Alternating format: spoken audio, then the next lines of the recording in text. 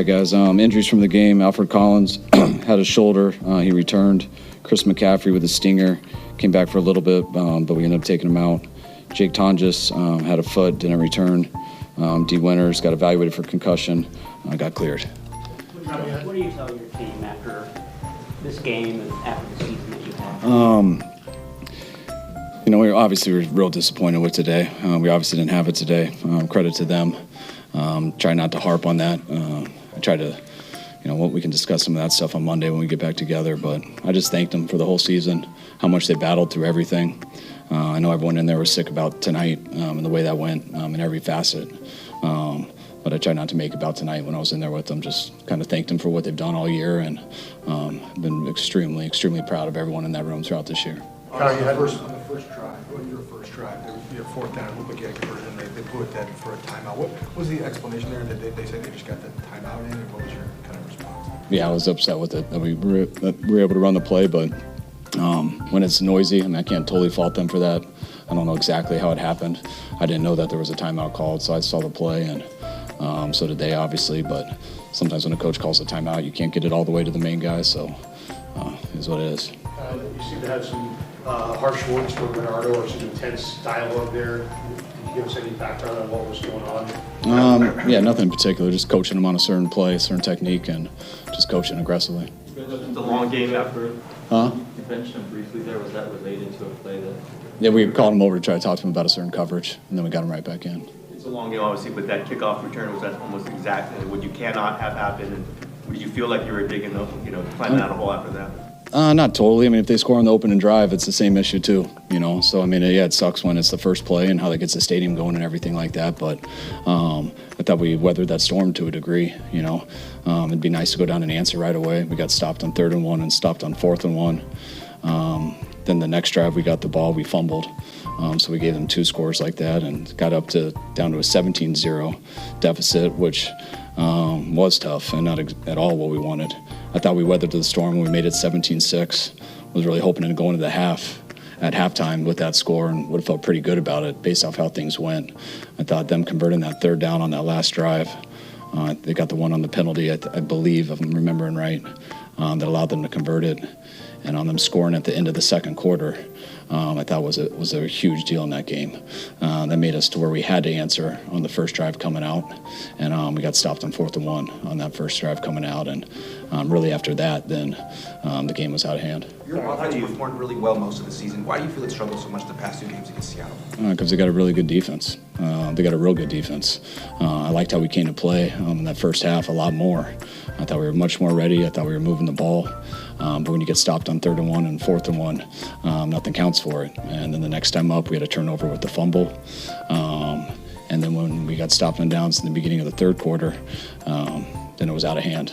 And then we got away from the run, trying to get back into it. And that team doesn't give up big plays. That's why they're number 1 in the league over the last 2 years and not giving up big plays. And when you get down a lot, and it's going to be tough to get back if you can't generate those big plays. How do you think Brock played? I think they only had a couple sacks, but he was running for his life a lot. I thought, no one played perfect. No one played great today. No one coached great today. They got us pretty good. So, but I thought Brock made a number of plays out there. But on the second half, it got away from all of us. Obviously, this is fresh right now, but how do you process, the resilience you guys showed to get this far with all the stuff you had to deal with during the season and the way it ends tonight? I'll process that over the next. I'm gonna process that a lot tonight. I'll do it a lot tomorrow. I'll do that over the next month. You think about the season always throughout the off season. Tonight's a little hard. I tried to articulate that to the guys so we didn't get caught up so much tonight. Like I said earlier, I'm very proud of a lot of guys in there, and we're extremely disappointed right now. But that doesn't take away for how I feel about the guys in there.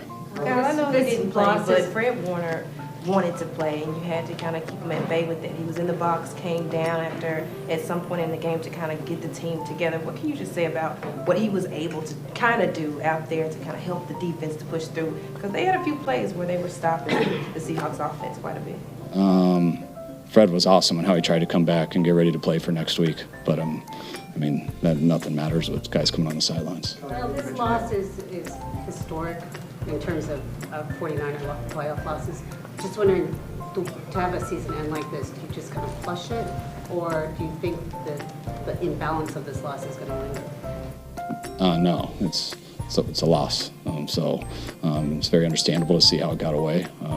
We'll do that from a football standpoint, and you evaluate that throughout the offseason. But it was a tough playoff loss, but definitely don't make more of it than what it was. It was a loss. The third one and the fourth one that you got stopped on, you've had a lot of success with Purdy sneaking there. What, just not like the look on either of those, or what kind of was behind the play calls there? Yeah, if the sneak was there, we would have done it. You know, they take away the sneak. So we sneak it when it's there, and they played all the sneak. They took up all the gaps in the inside on the plays, and we liked the pass. And then on the fourth down, we thought we could get to the edge because they're all inside playing the gaps to take away the sneak. So we thought we could leave one on the edge to option, and we missed that. And there was two on the edge, which made it a problem to option them. There's another question that you're going to have to think about some, but what you accomplished this season with all the injuries, the young players playing, does it lead you to believe what's possible next season? Do you start thinking about that? Yeah, I mean, I always think about what's possible and stuff, and but I mean, it's definitely the last thing I've thought about. I mean, I haven't thought about that at all recently, and haven't thought about it all up to this moment. But a lot of guys got to play this year that haven't played in the past, and that should help us for the future. But we'll come in Monday, and we'll deal with all this stuff, put this game to bed, and deal with all the players, and then we'll very quickly start on our off-season plan and how to build this team the best way possible to give us a shot next year. With Sam coming in with the oblique strain and not going through warm-ups, did you guys feel that you wanted to attack him?